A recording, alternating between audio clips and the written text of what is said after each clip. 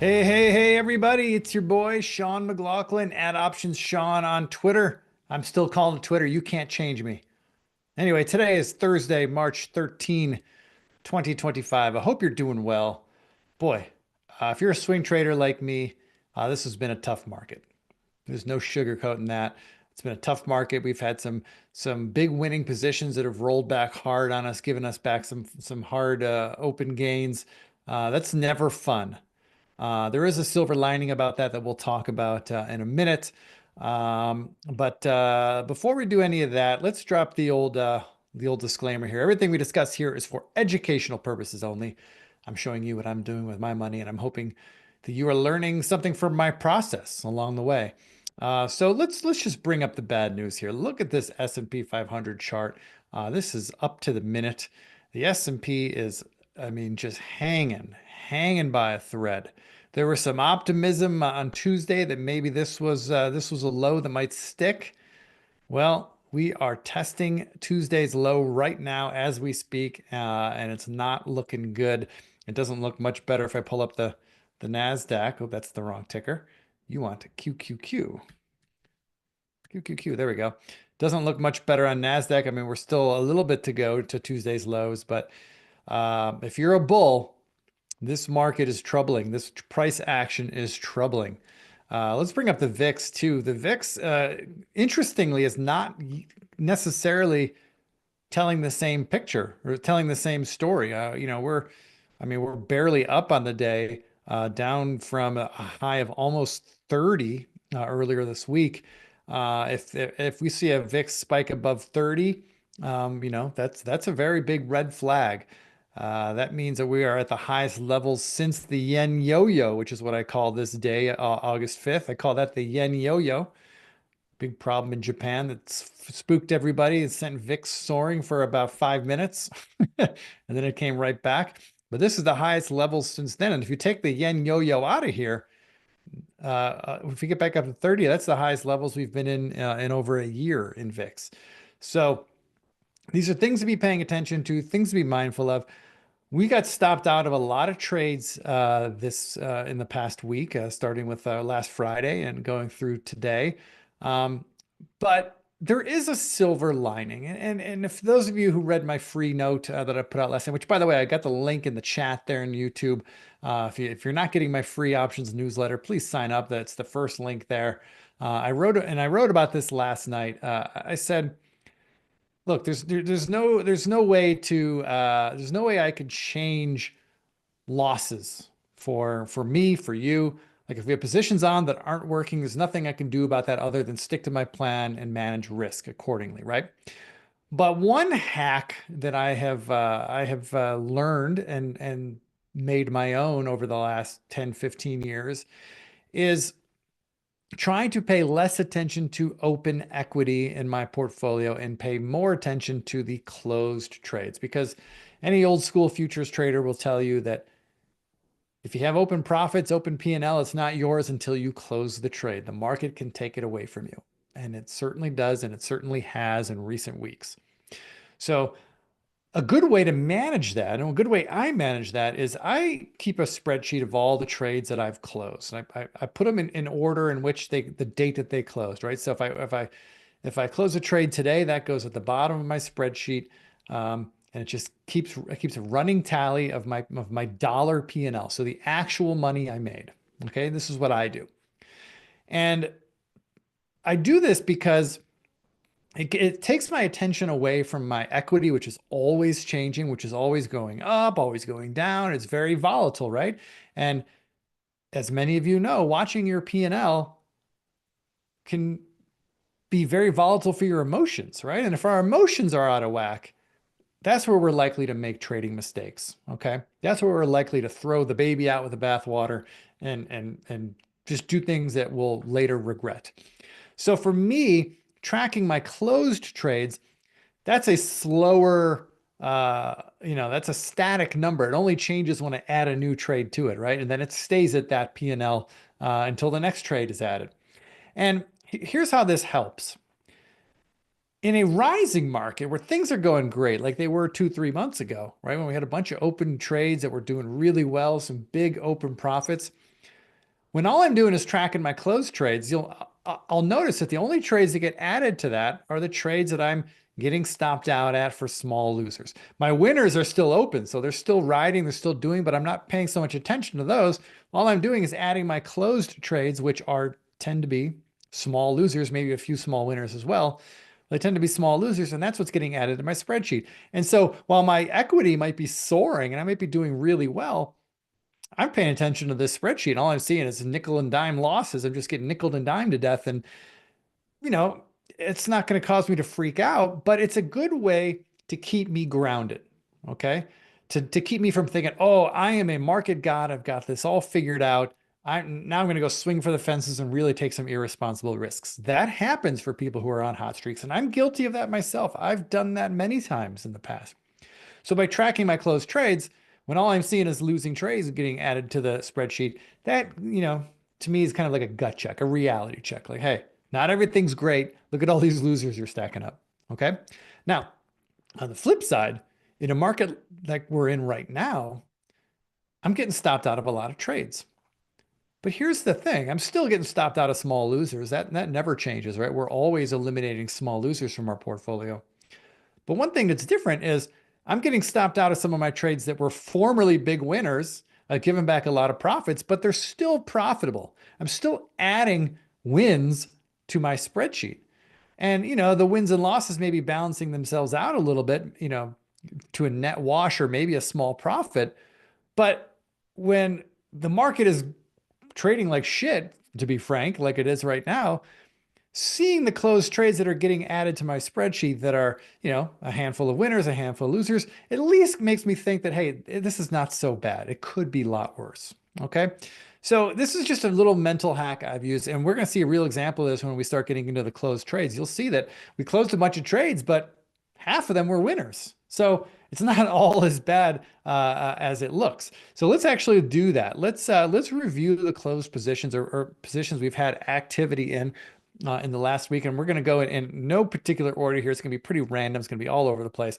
But let's start with Robinhood. Robinhood was a trade that we were in, a bull call spread with June options that we got into back in December. And this was one of those trades that was going really well for us. In fact, at one point, this spread was fully in the money. And maybe in hindsight, I should have sold the spread when it got above 60. Oftentimes, I will sell a spread when both legs go fully in the money. But my plan that I had written out for this one was that I was going to sell this spread at 80% of the maximum potential value, which I never got there. I was looking to sell the spread for 16 bucks. It never quite got there. Hindsight is 2020. I'm kicking myself now, but hey, it is what it is. I stuck to my plan. I don't feel bad about that. Well, we got stopped out on Friday and we got stopped out here. 46 was our level. And I'm glad we did get out because it's done nothing but go further lower since. But we closed the spread for 640. This is a spread that we paid 450 for, and we got out for 640. Not the win we were looking for, but it's a win. And it's not a bad win either. It's a $2 win on a $4.50 or $4.50 investment. That's not bad, right? Yes, it feels like a loss because this thing did nothing but go straight down for about 3 weeks before we got stopped out, but it's still a win. Put that on my spreadsheet, improves the numbers. That's good. Okay, next up, MTZ, Mastech. Similar type trade. We were long a bull call spread. We were in this one a lot for a shorter time frame. We got stopped out pretty quickly. We never had any open profits in this one. We paid $9.75 for it. Got stopped out just about a week later. We closed it for $6. Not bad. We paid $9.75 for it. We got out for $6, and I'm feeling pretty good about that exit as it continues to go lower. Next up, DoorDash. We got out of this one early this week. Again, not with this one ended up being a profit, but a small profit. We got into this back in November, a long June bull call spread where we're long the 200 calls and short the 250 calls. We paid $8.50 for it. We got out earlier this week for $8.80. So basically a wash. I mean, it's a small profit, covers the commissions with a little left over, depending on how big you traded it. Of course, if you traded this with 50 contracts, then you made, meaningful dollars that more than overcome the commissions. But it's a profit nonetheless. Feels like a loss because we were sitting in some profits for a while and gave a majority of them back, but we're still out for a profit. So boom, that goes on the spreadsheet in the green. Next up, net. This one basically is a scratch. And boy, this one also stings. This one we were long a September 120, 160 bull call spread. Similar story, the hood. It went way in the money. Both of our strikes were in the money. I could have taken profits when it got to 160. I could have sold the spread for a profit, but I was holding out for 80%. 80% of the maximum value of the spread. I didn't get it, which is a bummer. And in hindsight, maybe I should have gotten out when the full spread went in the money, but fortunately it did not. 130 was our updated stop, and we closed below that earlier this week or last week, and we got out on Monday. Got out for 1240. We paid 1250 to get in, so basically it's a scratch. Lost 10 cents plus commissions. That one sucks. All right, next up. Again, these are all kind of random here. This was a bullish spread in Amazon where we actually sold puts. All we really needed was for Amazon to hold this 200 level. We didn't need it. We didn't need Amazon to go back to the highs.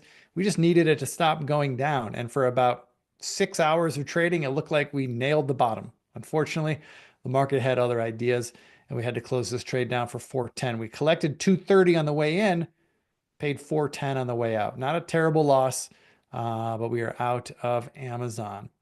Okay, Grab. Here's another one of those trades where we had some really nice open profits. We bought these January 2026 $5 strike calls. We bought them back in late September. And we had a couple times here. We had the first spike that kind of peaked out in November where this trade was looking like it was going to be a monster home run. We endured a pullback. Then we had another little run here back in mid-February that it looked like, man, things were looking really great. Unfortunately, Grab got caught up in all the ugly news of the global macro, whatever you want to call it. Doesn't matter the reason, but we had to protect our profits here when it lost the 440 level. That was our signal. But hey, look at this. We paid 40 to get in, 40 cents. We closed it for 80. So we doubled our money in this trade. Nothing wrong with doubling your money, but boy, this one could have been a lot bigger, and it was a lot bigger at one point. But hey, still a nice win. We will take it. We'll put that on the board. Help ease the pain a little. All right, BK, Bank of New York Mellon. We were long June 92.50 calls. We got in back in late January. It was looking pretty good for us, but as with many banks, it got caught in the laundry machine over the last 2 weeks, and we got stopped out when it closed below 82. I got out for $1.25. Not bad. We paid $1.90 to get in, got out for $1.25. Small loss, so we will take it. Okay, next up is Visa. Now this trade's important for a couple of reasons. First of all, on its own, let's talk about what happened here. This was a call diagonal spread. So what that means is on February 3rd, we got into this trade. We wanted to be owners of the June 375 calls. That's the calls I wanted. But I wanted to finance that trade. I wanted to reduce my capital outlay in case this trade took its time working. So I sold the March 360 calls against it to lower the cost, right? I could have just bought the June 375 calls, but that would have cost me like $450, I think. I don't remember the exact price, but by selling the March 360 calls against it, my total net cost was $3 instead of $450 or whatever. Now the plan was if and when those short calls went in the money, then we would roll them up a strike and roll them out a month or two, whatever we could do for a credit to lower our risk. And so we had 2 consecutive days where we had to do just that. On February 28th, this was the first of the 2 blue circles here. We rolled those March 360 calls up to the April 365 calls for a $1.45 credit. Nice. The very next trading day over the weekend, we came in on Monday and the stock was higher still. And so according to our plan, as we laid out, we rolled again. This time we rolled our April 365 calls up to the May 370 calls for a $1.67 credit. Okay. And that being that, all good. In fact, if you net those two credits together, the 140 and the 167, that comes up to a $3.07 of credits. Remember, we paid $3 to get in, and now we're sitting on 307 of net credits. So basically, we're in this trade for a $7 credit. So if Visa were to, or 7 cents credit, if Visa were to collapse and go to zero, the worst case scenario for us is at least we walk away holding the 7 cents that we collected as a result of our defensive rolls. Well, Visa did collapse, didn't go to zero, but we did have a 335. We kind of moved our stop up as this trade went our way. And once we got below 335, that was my signal that I don't want to be in this trade anymore because I don't like the trading, the price action.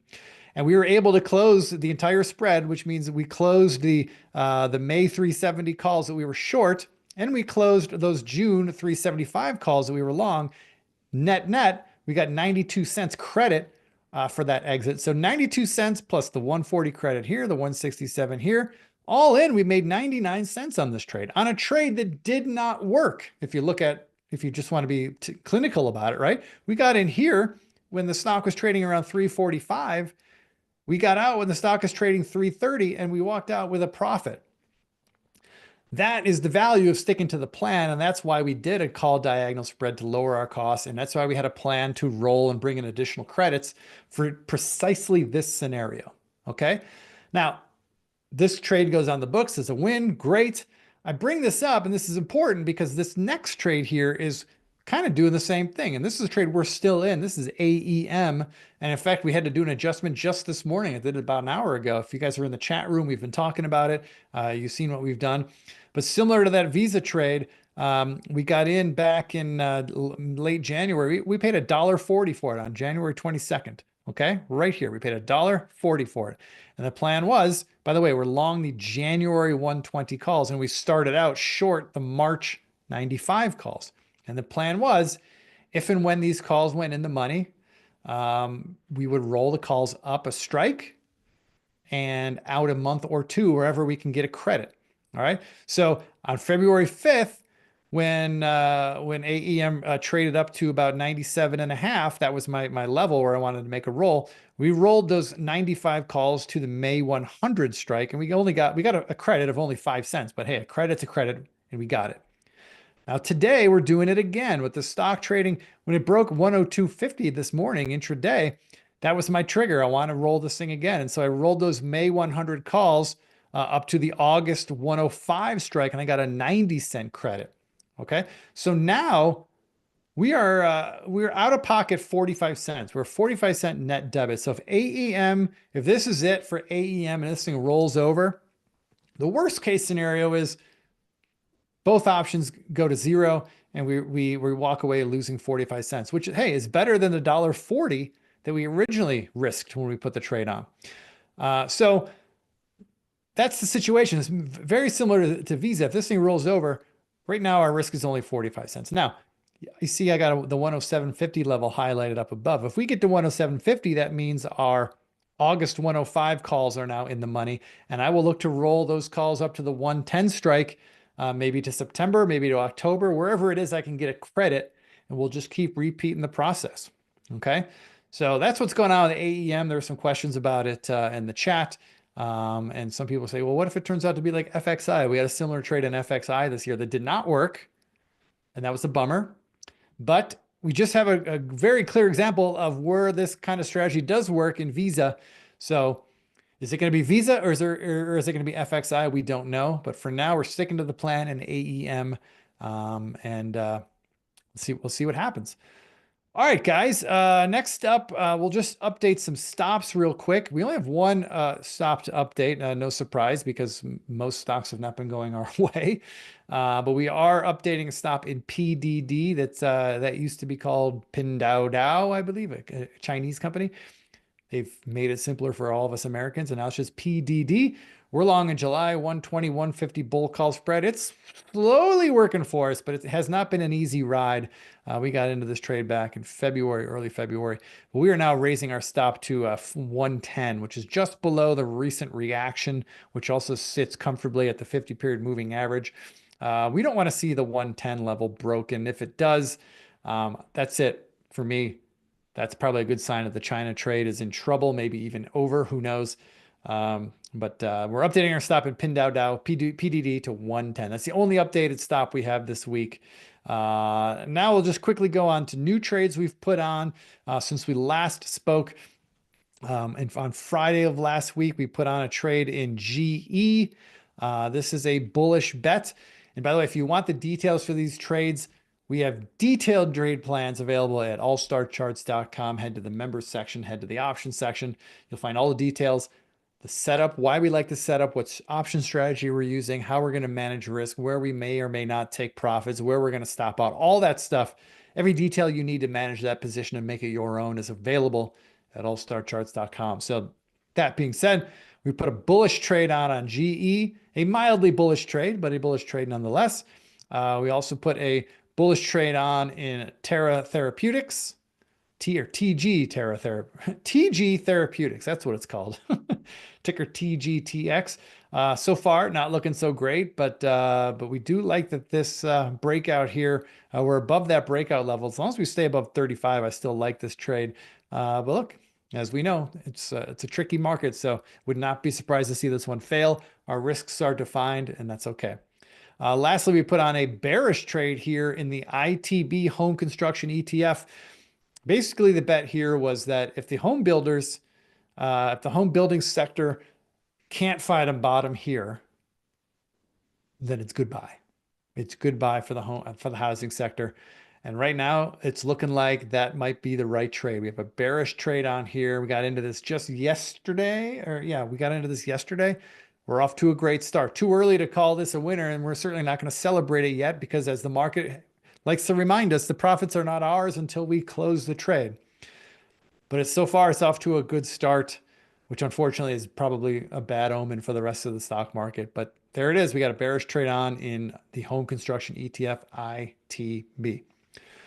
All right, folks, I'll pop this up, even though we only have one updated stop, but some of you guys like to have that review, PDD to 110. And lastly, as always, if you have any questions about anything we've talked about today, please hit me up, info@allstarcharts.com. That email will get directed to me. I'll be happy to answer that for you. If you are not a member of All-Star Charts, there's the link, stockmarkettv.com, get All-Star options. And finally, if you like the charts that I share here, I use TrendSpider, and my friends at TrendSpider have offered you guys 50% discounts to try out TrendSpider using my promo code Sean50. I got the link in the chat, so find the link there. Click that link and use that promo code, and you can get TrendSpider charts as well. All right, guys, that's all I got for you. Hang in there. We might be closer to the bottom than we think. Who knows? But hey, as long as we're managing our risks, keeping our position sizes responsible, we'll get through this. I promise. We always do.